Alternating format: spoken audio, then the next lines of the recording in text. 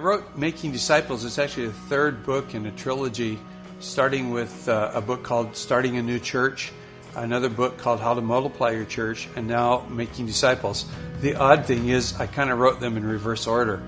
Making Disciples is the anchor to everything. It's where converts become disciples in the discipling process. They become leaders, and there we turn them into pastors, and then we get into the process of a local church thinking about multiplying itself. So hence the book, How to Multiply Your Church. And then when you want to do that, you want to send some sharp guys out and start new churches. The reason I wrote them in the order that I did, kind of the backwards order, is I felt that the most motivated audience out there were guys that wanted to plant a church. They were hungry. And then I went after the pastors that had enough money and resources and people to send people out and start a church.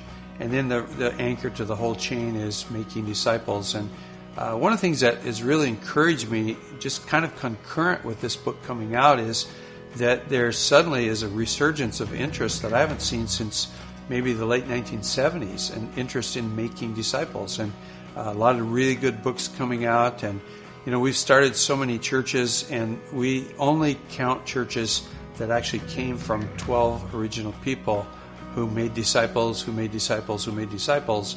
And we have long since lost any real accurate count, but we can identify a little over 1,300 churches now. We just discovered 350 churches in the Philippines we didn't know about. They came from a guy we sent to New Hampshire, who sent a guy out who started a bunch of churches, and then they went on to the Philippines, and we just heard about it. So this does go on to illustrate the power of simply making disciples, that a dozen people has turned into a movement that has now multiplied movements.